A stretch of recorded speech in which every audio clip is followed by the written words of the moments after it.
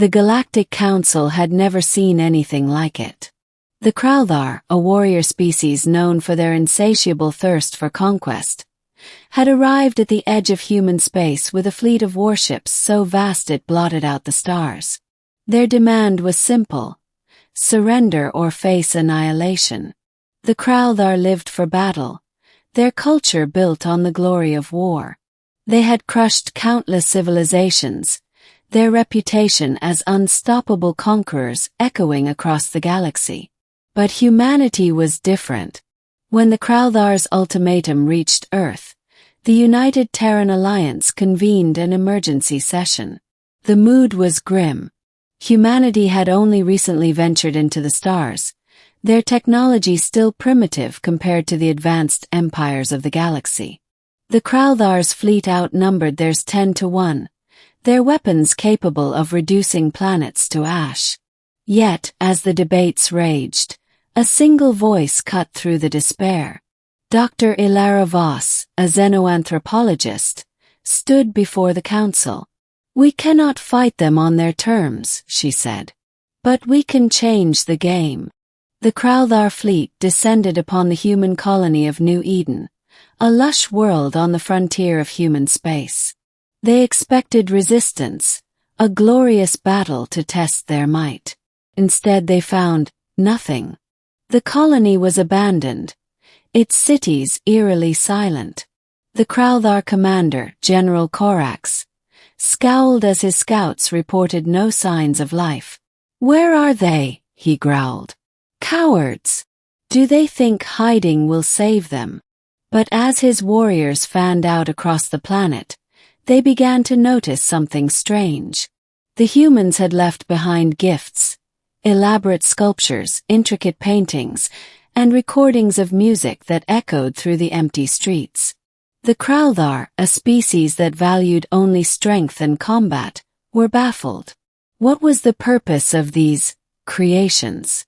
Korax ordered his troops to destroy the artifacts, but not before a young warrior named Zar hesitated. He picked up a small device left on a pedestal. It was a holographic projector. When he activated it, a human face appeared, a woman with kind eyes and a gentle smile. "Hello," she said in perfect Kral'thar. "My name is Dr. Ilara Voss. If you're seeing this, it means you've come to our world seeking battle. But we have a different proposal." Fer stared, transfixed. The woman spoke of humanity's history, their struggles, their triumphs, and their belief in the power of connection. She explained that humanity had no desire to fight but instead wished to share their culture, their art, and their stories. "We believe there is more to life than war," she said. "We invite you to explore it with us." Korax scoffed when Zar showed him the recording. "Weakness," he spat. "They fear us. Destroy the planet and let us move on." But Zar couldn't shake the woman's words. For the first time in his life, he felt something other than the thrill of battle. Curiosity, wonder, a longing for something he couldn't name. The Kral'thar fleet moved on to the next human colony, expecting to find the same emptiness. Instead, they were met with a sight that stunned even the battle-hardened warriors.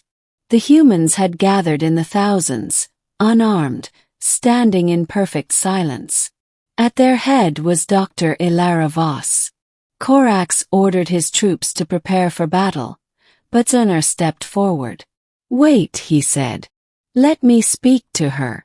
Korax hesitated, then nodded. Zar approached the human woman, his hand resting on the hilt of his blade. "Why do you not fight?" he demanded. Ilara smiled. "Because we believe there is another way. We have seen the destruction your kind brings, but we have also seen the potential for something greater. You are not just warriors. You are beings capable of so much more." Zar frowned. "You speak of weakness." "No," she said. "I speak of strength. The strength to choose a different path. The strength to create, to build, to connect. That is what it means to be human." Kral'thar was silent for a long moment. Then, to the shock of his comrades, he sheathed his weapon. "Show me," he said. Over the following weeks, Kral'thar and a small group of Kral'thar warriors remained on the colony, living among the humans. They were introduced to art, music, literature, and science. They learned of humanity's history, their struggles, and their dreams.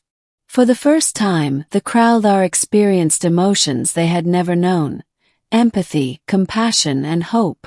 Korax watched from afar, growing increasingly frustrated. "This is a trick," he insisted. "They seek to weaken us." But Kral'thar disagreed. "They have shown us a new way," he said. "A way that does not require destruction. A way that brings meaning to our lives." Korax sneered. "You have been deceived. We are warriors. Our purpose is to conquer." But Kral'thar stood firm. "Our purpose is what we choose it to be. And I choose this." The final confrontation came when Korax ordered the fleet to attack. The humans, still unarmed, stood their ground. Kral'thar and his followers stood with them, forming a barrier between the humans and their own kind. "You would betray your own people," Korax roared. "I am not betraying them," Kral'thar replied. "I am saving them. We have lived for war, but it has brought us only emptiness. The humans have shown us a better way. I will not let you destroy it." Korax hesitated. For the first time, doubt crept into his mind. He looked at the humans, their faces filled with determination, not fear. He looked at Kral'thar, his once loyal warrior, now standing against him. And he looked at the artifacts the humans had created, beautiful, fragile, and full of meaning. "What is this feeling?" he muttered. "It is called hope," Ilara said softly. "And it is the most powerful force in the universe." In the end, Korax stood down. The Kral'thar fleet withdrew, leaving the humans in peace. Kral'thar and his followers remained, choosing to build a new life among the humans. Over time, more Kral'thar began to question their way of life, drawn to the promise of something greater. The Galactic Council watched in awe as humanity achieved what no other species had ever done. They had changed the Kral'thar not through force, but through understanding. The once feared warriors became builders, creators, and allies. Together, humans and Kral'thar forged a new future, one built on the strength of connection rather than the glory of battle. And as the stars shone brightly over a peaceful galaxy, Dr. Ilara Voss smiled. "This," she said, "is what it means to be human."